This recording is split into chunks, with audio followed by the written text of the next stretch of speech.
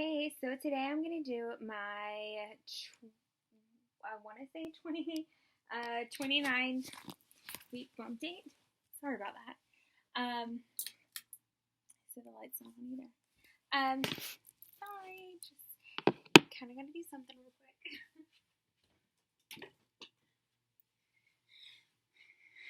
Okay, so today we're gonna go ahead and do my 29 week bump date. Just to kind of clarify that, I do want to double check on my app because you lose track of time. Yes, so today I'm 29 weeks. In one day, is it going to do it? There it goes. So there we go.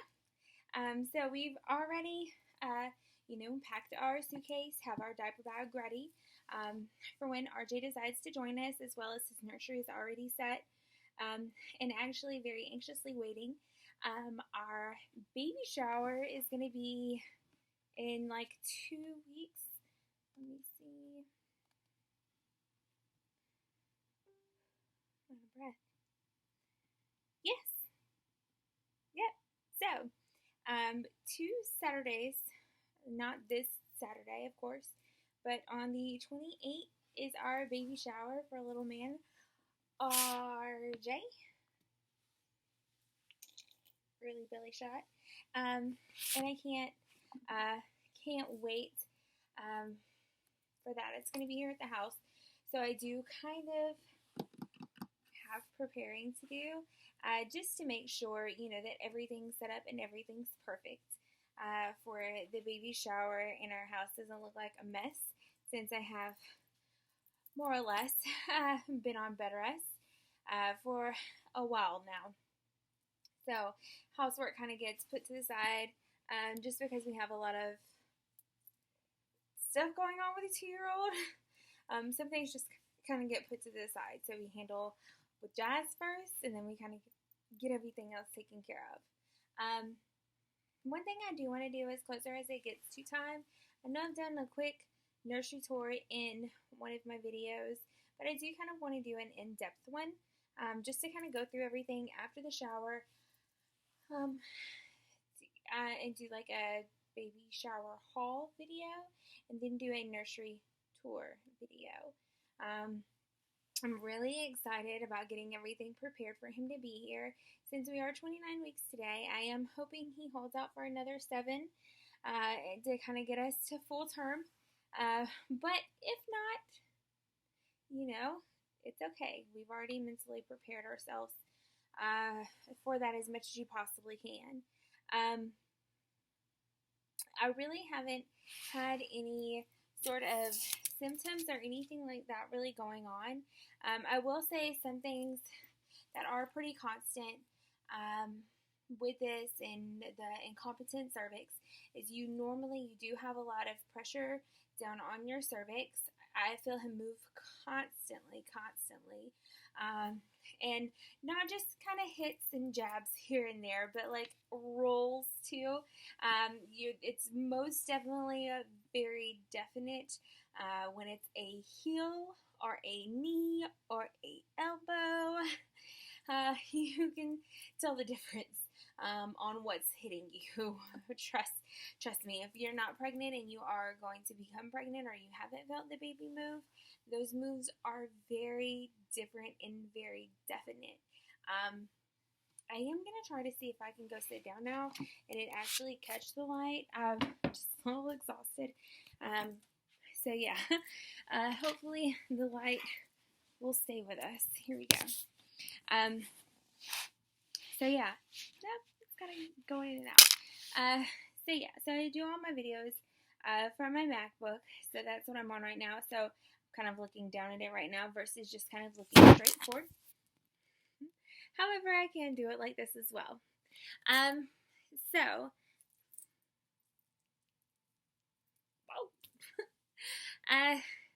So yeah, symptoms, that's kind of really it. He does roll around a lot when it comes. I do have to set it down. My arms are getting tired. Oh, set it on the crib. There we go.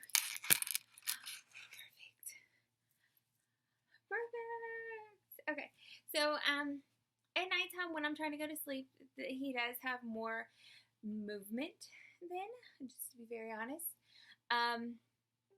And that's kind of when I have a lot more pain, when I'm laying down in the bed. One thing that I have learned that actually helps my back in this area or era of pregnancy or term of pregnancy is sleeping with a pillow between my knees. I found that very helpful. I have found that very helpful, just because it does help, kind of because it's kind of keeping your legs separated so you have a space there versus your hips kind of going out more. It kind of keeps everything straight, if that makes any sense. I'm trying to make sense of it, but like if your legs are together, your hips kind of, they bow out a little bit more, but if they're separated, it kind of evens everything out a little bit. So that does help with that. Other than that, at night I have very sharp pains, like in my vagina muscles, if that makes any sense. Like I've tried to do a split and I've failed very badly, and like still did the split. However, just kind of landed on my vagina very, very hard, or got punched in my vagina. That's what it feels like. It's kind of hard to describe it other than that, but it's just my muscles are so sore down there. I guess they're kind of just trying to keep them in. I don't know what's going on, but it hurts. Earlier in pregnancy, I had that feeling, like the muscle tense feeling as well, but it was a little bit different because it was further in the front versus literally in between my legs. So now it's literally in between my legs versus in the front. But yeah, so next time I do an update, it's probably going to be a little bit later in the day. Oh, that looks better with my hair on the side. Sorry. So it's going to be a little bit later in the day, probably around the same time when I do my video. But, however, we will have some sort of updates from his doctor. Or my high-risk doctor. I go back and see her on the 20th. I believe that's either Wednesday or Thursday. I can't really remember. I think it is Thursday. I'm just not looking at a calendar right now, and I left my phone over on the dresser. So, yeah. I'm really excited to finally go back and see a doctor, just because it's been so long since we've seen a doctor. Literally 4 weeks. Our last appointment with my OB, the doctor that's going to be delivering RJ, was when I was 24 weeks. And then that Friday, or over the weekend, I had went to the hospital, figured out I had an incompetent cervix after them already taking me out of work, then putting me on stricter bed rest with only an hour or two of up activity a day. And then after that, I saw the high-risk doctor within a week of that. And then now I'm finally going back at 30 weeks to see the high-risk doctor again. So I was 25-ish weeks when I saw her first. I was 26 because she wanted to see me in 4 weeks. So it was 26 when I saw her the first time, or from the last appointment all the way to 30. And I feel like there was supposed to be some doctor's appointments in the middle of that, one of which is normally really important, which is a glucose test. However, I was going to shoot my doctor down for that, because I was not going to do that. I had taken it with Jazz, 3 attempts. One went all the way through, literally to the last very moment, got sick. The other 2, however, pretty much right after I drank it, I got so sick, like I felt flushed, like I was very cold to the touch, but I was very hot. Like myself, I was hot. I was like burning up. And I got really, really sick and like cold sweats and really dizzy, and I ended up throwing up. Um, Literally on all three tests. The one of them did, it was a little bit different because I did eat something before I took it, but it literally kind of right before it was over, I threw up. So they didn't want to do it. So yeah, I think that much sugar, it just throws my body into shock because I'm really not a sweets person. I have about a Coke or two, a canned Coke or two, a day, and that's really all my sugar. A lot of my sugar comes from carbs. Just put this on the eye. Carbs versus actual sweets. Just because I'm not whatsoever a big sweets person. I'm just not. Randomly, I'll eat.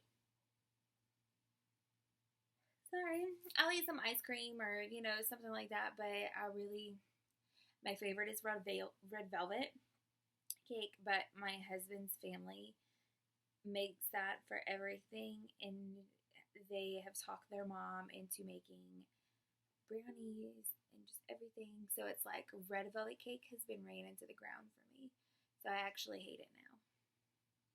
I hate to say that because that was my favorite cake, was red velvet cake. However, with it being my favorite cake, I would only get it once a year.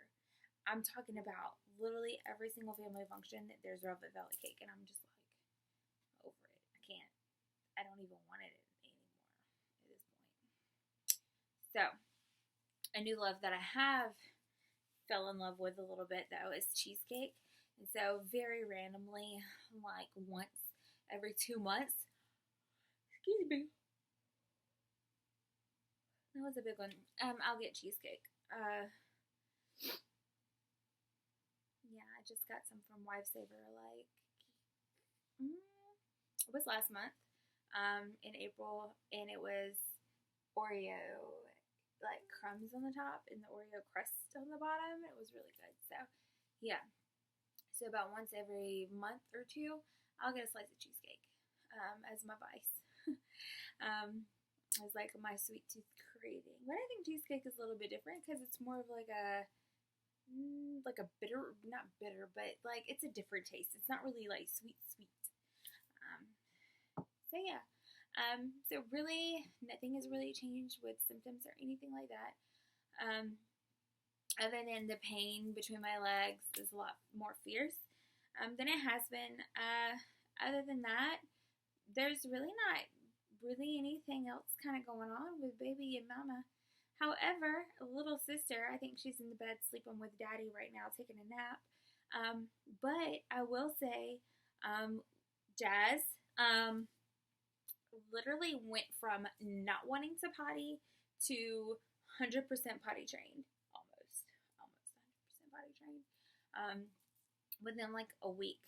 So I'm so proud of her. I'm so proud of her. The other day we woke her up, not woke her up, but like when she woke up in the morning, her diaper was completely dry. So I was really happy about that, even though it was dry.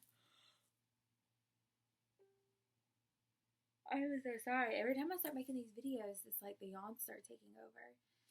I clearly need to be in the bed with Jazz and Dad and take a nap too.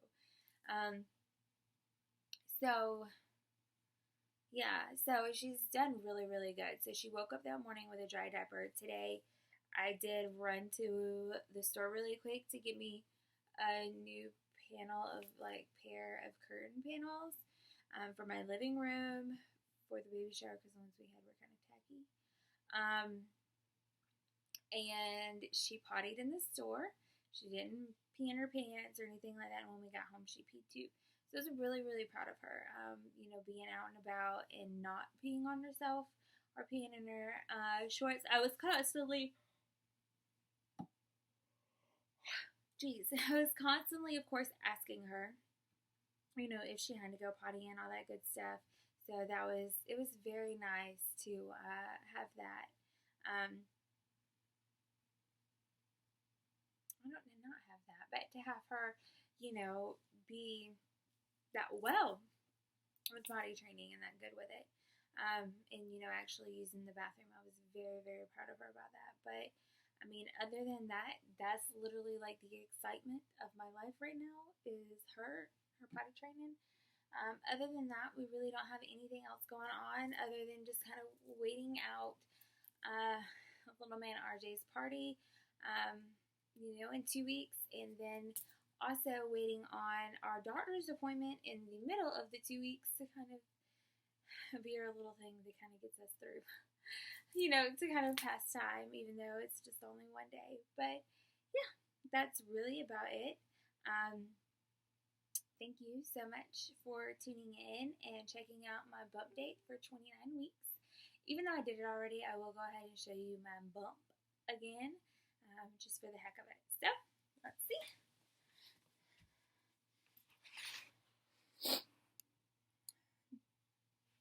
Alrighty, so here, halfway pull my pants up a little bit. Here I am. This is a shirt that I had before pregnancy too, so it's just like a regular shirt. So from the front, without anything like that from the front, and from the side.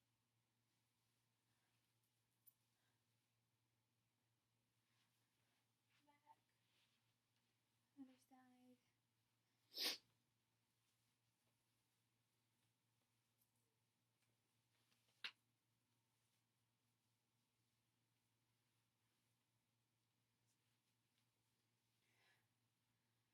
Whew. I can breathe now a little bit. Alright, so from this side, from the front. My belly button hasn't completely poked out yet, and these are stretch marks that I have with Jazz. They really don't become that definite, and depending on how the light's shining on them, it's kind of like shadowed. However, after I have him, they'll probably be red, like they were with Jazz. But they're very deep stretch marks. From this side, back, this side again. So, like I said, thank you so much for tuning in. I'm glad you guys do. Hopefully, this will kind of give anybody encouragement that's kind of dealing with a high-risk pregnancy, that they know that there is a chance, that you still can go a lot longer than the doctors tell you. So, they freaked me out in the beginning. However, we're still holding strong at 29, and our goal was just 28, if that. And at 25, they told me I was only going to have 2 more, so that would have been 27. So I've gotten 3 more weeks so far, past what they estimated me. But I will say I'm still holding out for 6 more, or 7 more. But yeah, thanks again for joining in, and have a wonderful day. Bye.